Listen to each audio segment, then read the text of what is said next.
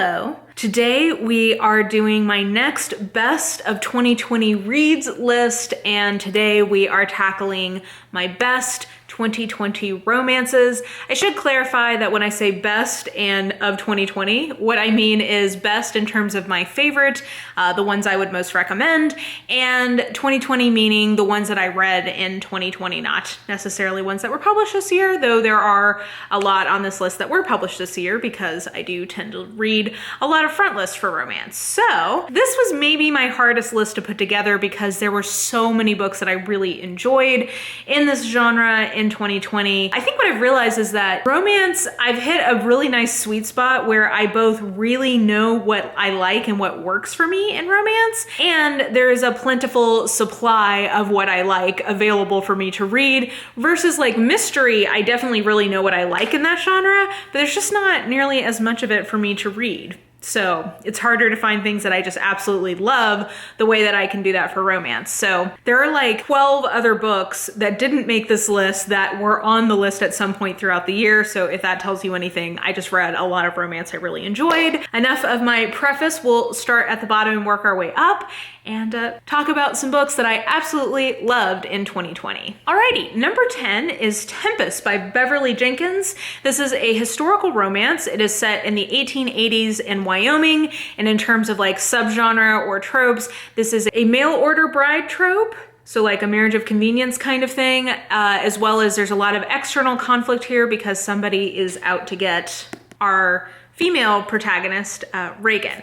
Now, what I loved about this book really is Reagan. She is such a fantastic heroine. She is such a great blend of very competent and, you know, a woman who is about her business. Like she just is on top of things, but she's not so headstrong that she does dumb things. Like she's never too stupid to live, and I really appreciated that. I really love the other female characters in this book, particularly the hero's sister, Rain, who is getting a sequel book in February of next year that I am so excited to read. I also really loved the hero has a daughter from his previous marriage, and I thought she was really well realized.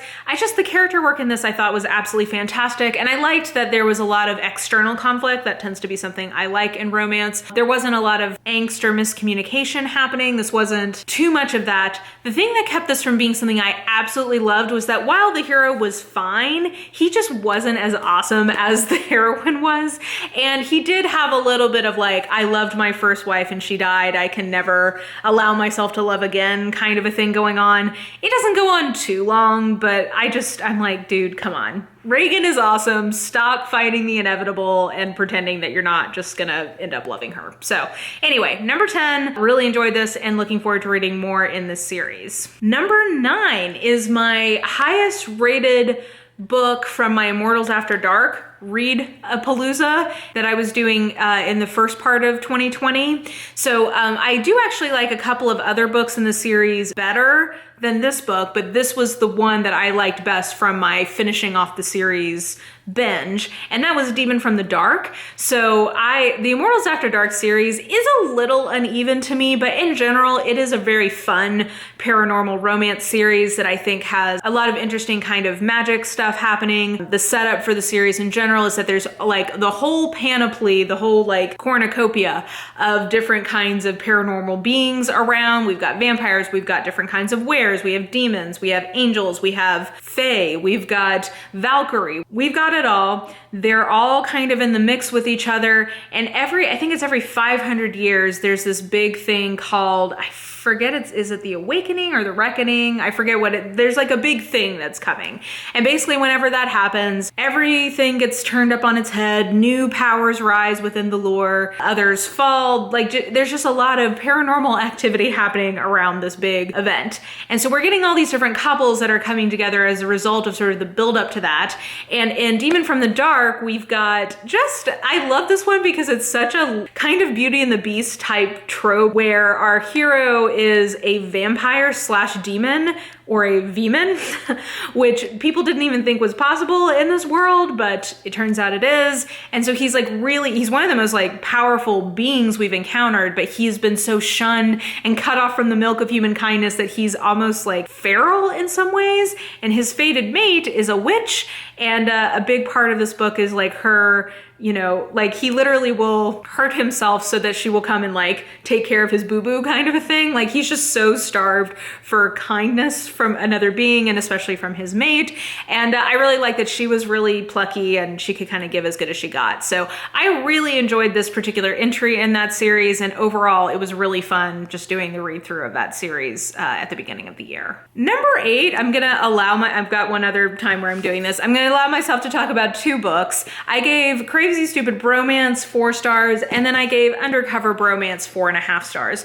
These are in the Bromance Club series from Lyssa Kay Adams. The first one came out last year, and I'm gonna say that there are critiques of this book. I wanna be really upfront that I know those critiques, I hear them. I feel like I am somebody who has personal experience with where some of those critiques are coming from, so I feel like my opinion, I mean, everyone's opinion is valid, but I do feel like I have something meaningful to stand on and say. This is basically a take on romantic suspense, and the suspense part of it is dealing with women who have been sexually assaulted in the workplace, and I think some people found the handling of that to be triggering or to be a little too flip. That was not my experience with this. What I actually really liked about this book was that usually when it comes to violence against women in these kinds of books, the journey is for the hero to learn how to be a good ally to women. And what I liked was that in this story, both the hero and the heroine are learning and growing and having a similar arc of how to be a good ally to these women who have been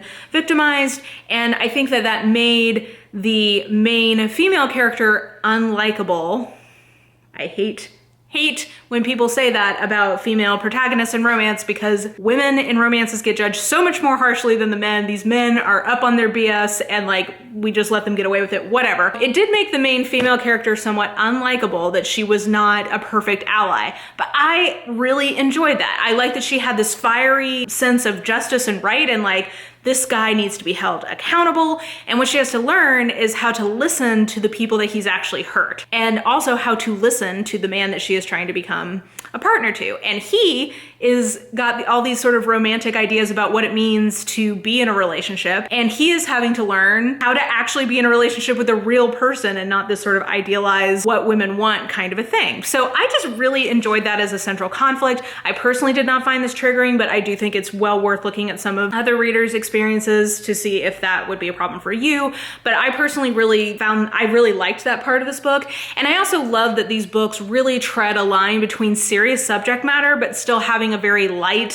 fun, rom-com-y tone. It's not something that all readers will like, and it's definitely a skill that not all authors have. For me, Lyssa Kay Adams treads that sort of tonal line with the subject matter really effectively in all her books. This one also has some heavy stuff in it. This is a Friends to Lovers, and it's just very precious. But both of these books, I feel like, have that tone that I really enjoy, and overall, I just felt like I really enjoyed both of these, and for me, these books really, really work this year. Number 7 is Spoiler Alert from Olivia Dade. This is just such a fun book, and it has so much kind of geeky fandom vibes to it. If you are somebody who enjoyed, for instance, like Well Met by Jen DeLuca, and in part what you liked about it was the geeky Ren Fair vibe, this is geeky fanfic culture. So I think that this would be a good pick for people who are looking for that kind of aspect to a contemporary romance. Basically, the setup for this is dude is the main character in sort of a Game of Thrones-esque show. He secretly writes fan fiction because he hates how his character is being portrayed on the show. And she is a fellow fan fictioneer, and they online are best friends and kind of are flirty and have a little bit of a thing going. And then for like Twitter reasons, she ends up going on a date as a kind of a publicity thing with him in real life. And he realizes that she is his online friend, but she doesn't know. So it's that whole tension of like secret identity, like when's it gonna come out thing. So I really enjoyed this. There's a couple of critiques I had of this, but overall just sort of the delight I found in the fan fiction and the kind of geeky culture parts of this overrode that. And yeah, there's also plus size main character, which I appreciate, and I thought that was done pretty well. And yeah, overall, just I thought that this was a super fun book. I know that this was a favorite of the year for a lot of people, and I think it's like a real crowd pleaser. Number 6 is a book that doesn't come out till 2021, so I'm sorry about that, but I just loved this and had such a great time in it, and that was Highland Treasure from Lindsay Sands. I love Lindsay Sands's brand of campy, very external conflict driven medieval Scottish Highlander romances. I have like The Highlander Takes a Bride is one of my all-time favorite romances, and I just love how she has these sort of goofy murder mysteries happening in the Scottish lochs. Like, they're just so fun. There's ups and downs. Some of them I think are better than others, but overall, even ones that I don't think are the best in the series, I always just have fun with those books. But this, I actually think, in terms of as close as one can be to objectively assessing a quality of a book, this one I think is as close to objectively her best book I've ever read from her. I thought she just did a really fantastic job of balancing the action in this. So it's sort of like a road trip type book where they're running away from bad guys who are trying to get them. So I think she balanced that really well. I thought the character work in this was great. It is a long running series with a bunch of hot Scottish brothers in the Highlands who all have their different kind of like skill sets. And this is with the healer of the brothers, who I just have a soft spot for, Rory. He's been sort of a fan favorite character in the series. So it was really fun to see him get his own book. Also, can we admire just like the glistening on the man titty in this? I think that that is wonderful just from a cover design perspective. But yeah, I thought he was great. And then she gave him a heroine who was like worthy of him. She was really dynamic, very capable and strong, and just really fun to read about. And I thought that the plot pieces, this is just, I think, one of the best books she's ever written, and it all just really worked for me, both as a part of the series and then just as a lover of Lindsay Sands. Speaking of campy romances that I love, but that actually have a little bit of heft to them, I'm gonna say number 5 is When She Purrs by Ruby Dixon. This is an entry in her Rizdiverse books, which are sci-fi romances set in a universe that has a lot of complicated rules to it, which I don't feel like I can get into right now. I did an hour-long video about her Ice Planet Barbarians and Ice Home series, so if you want to hear more about my thoughts of the joys of Ruby Dixon, definitely go check that out. But suffice it to say, in this universe, human women are basically like black market goods. They are stolen from Earth and used as either pets or enslaved for sexual reasons. And so you can't go back to Earth, but also like you're sort of contraband if you're out in the universe and there's no real good place for you. So there's this planet called Rizda where there's basically a sanctuary for human women, but even there, their bodily autonomy is really under threat, and if they don't find kind of a strong husband basically to help them with their farms, there's always people just basically trying to take their land from them. So this is kind of a arranged marriage of convenience type thing that I love that trope. You have seen it a couple times on this list. What I think Ruby Dixon navigates in all of her sci-fi romances pretty much is this idea of the conflict between agency and trying to find ways to make your own choices in a scenario where human women just basically don't have a lot of choices. And I just thought that this was really well done for that. It's also just campy alien romance fun. So again, I mentioned this with Alyssa K. Adams. This is something I tend to really like in a romance where there is this kind of heavier thematic content or subject matter underlying things, but it is delivered with a nice kind of dollop of campiness or humor or a lightness of touch. And I just think Ruby Dixon and her other pen names, which you can see the video if you want to hear all about her other pen names, she's just a writer who does that for me really well, and this is one of the best books she's written, I think. Number 4 is Beach Read, and I honestly just don't feel like I need to say a lot about this because this has been such a breakout hit this year in romance. I would say that this straddles the line between a romance and kind of just a contemporary women's fiction-y type thing. I think what really stands out about this for me, I think the actual writing tone or writing style was just excellent. I really enjoyed the sort of lightness of touch she had in her authorial voice, and it's the kind of thing that makes me want to read or try almost anything she puts out. Like if I like the writing style, I can roll with a lot of different types of sort of plot setups. This is sort of a hate to love or like enemies to love type thing. I don't think it's too heavy on that though, and that's a trope I kind of am hit or miss with. So if you're also someone who's a little iffy on that, I think this is a good version of it, and it's not one of the ones that I think strains credulity in a way that I don't always enjoy in that trope. But yeah, overall, this was a huge hit for a reason, and I think that this was a really good if you don't normally read romance, but you may still like this kind of a book. So for me, just really enjoyed overall. Okay, number 3 is Alpha Night from Nalini Singh, and this is book I think like 19 in this series, so I shouldn't say too much about this. I don't think that I guess you could try to read this as a standalone, but like, why do that to yourself? Go back to the beginning of Sight Changeling and encounter the joy of like Caressed by Ice and Kiss of Snow and Heart of Obsidian, which is like one of my all-time favorite books ever. And all of the joys of the Sight Changeling series, don't deny yourself that. But when you come to book 19, I loved what this did on the macro plot. So the political machination stuff that was going down in this book, I thought was great. And then I also like that Nalini Singh continues to iterate on her version of fated mates in interesting ways.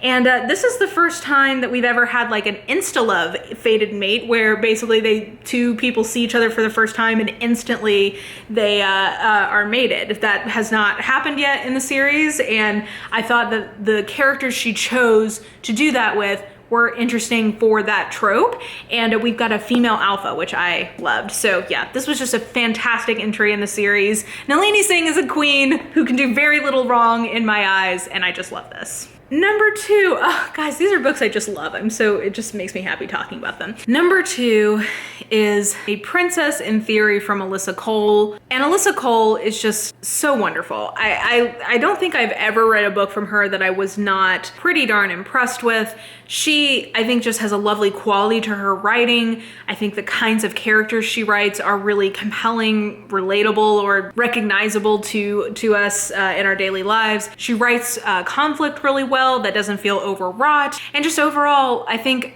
I just love kind of the projects that she picks for herself. And A Princess in Theory is officially in my sort of grab bag or go-to list of titles that I recommend for people looking to try romance, that is going to subvert some of, I think, the expectations people have about the way romances work.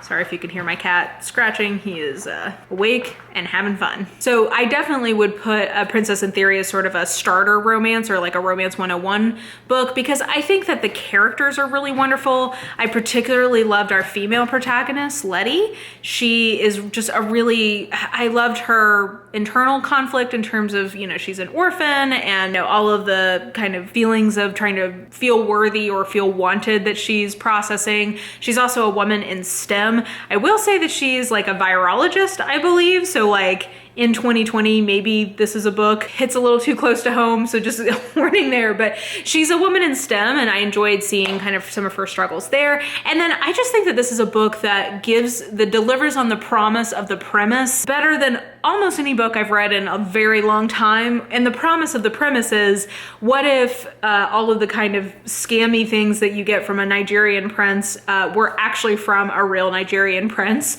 So basically, she keeps getting these emails about how she is the intended bride of this prince from an African country, a made-up African country, and she's just ignoring them. But really, actually, she is the intended bride of this guy from this made-up African country. So what happens when he comes and tries to sort of court her, and there's, a little bit of a miscommunication trope, or like a hidden identity trope, which I know is a little hit or miss for some people. I thought that she dealt with the consequences of the lies he was telling pretty realistically, or pretty plausibly. So for me, that was fine. But anyway, I just think that this is a perfect, like a textbook perfect contemporary romance. I guess if I had some critiques, I think that the end conflict with her uncle got resolved a little too quickly. Like, I think it needed more time to fully breathe. So maybe that's the only critique I have of this, but like, not really. I just think that it's fantastic. And I have a couple of books in that series, in the Reluctant Royals series, left to read. I have How to Catch a Queen. So like, I just have some more goodness with Alyssa Cole in this series.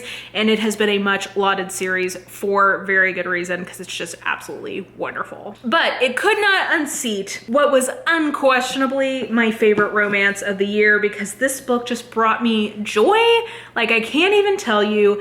I talked about this in an Instagram post, but like, I read this entire series this year, and each book I read at like a really low point in the year for me, and they just filled me with delight, joy, and just made hard times less hard. And that's a huge part of what I go to romance for, is just books that are gonna put a smile on my face, books that are just gonna, make me feel happy. And these just delivered. So So this I have to tell you, because I did read this year, is Act Your Age, Eve Brown by Talia Hibbert. This is an arc of a book that is coming out in March of next year. So I'm sorry to tell you how great it is now, but like, this is so wonderful. It's a wonderful finale to the series.